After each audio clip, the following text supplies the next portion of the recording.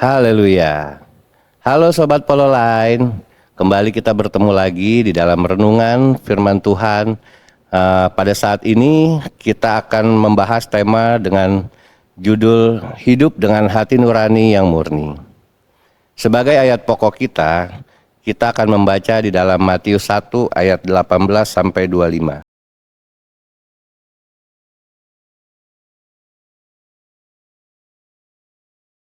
Dalam Matius 1 ayat 18 sampai 25 ini adalah menceritakan tentang kelahiran Tuhan kita Yesus Kristus.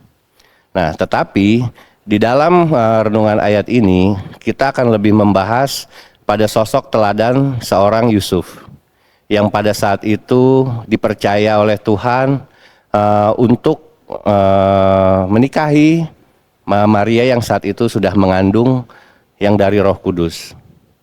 Memang tidak mudah pada saat itu sebagai seorang Yusuf untuk ia menuruti perintah Allah.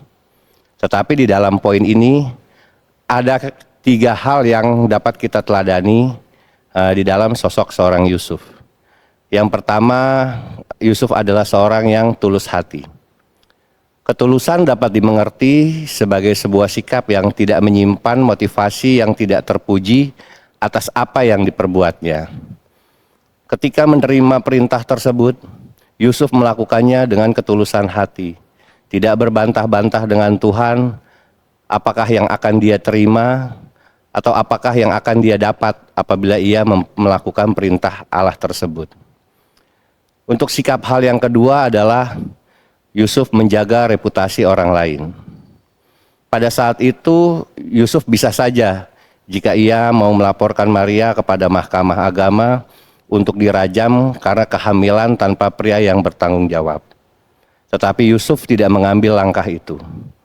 Meskipun dalam kebingungan, ia tetap menjaga nama baik tunangannya.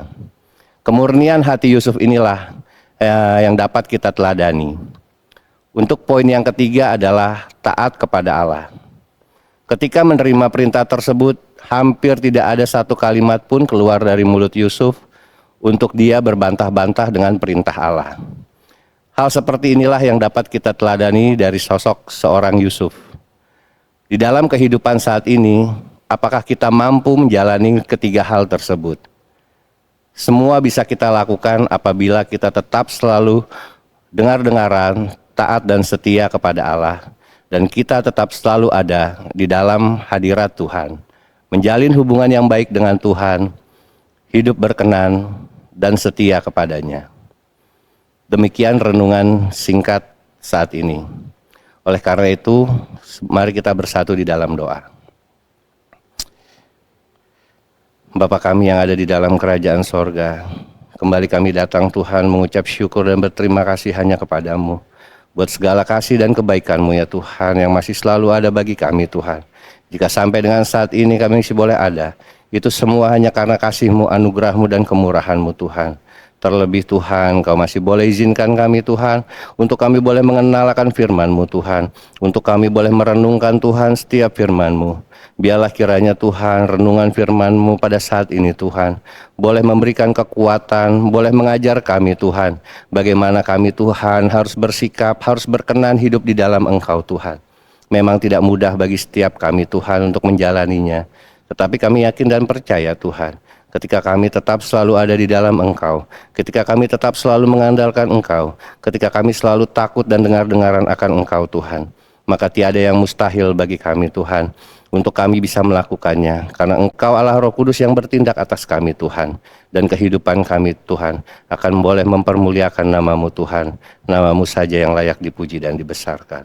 Terima kasih banyak Bapa yang baik, terima kasih banyak Tuhan. Kami serahkan Tuhan pembacaan renungan firman ini, biarlah boleh bertumbuh di dalam hati kami Tuhan. Kami ingat dan kami renungkan, dan bahkan kami lakukan di dalam kehidupan kami. Hanya di dalam nama-Mu Tuhan kami Yesus Kristus, kami berdoa dan mengucap syukur. Haleluya.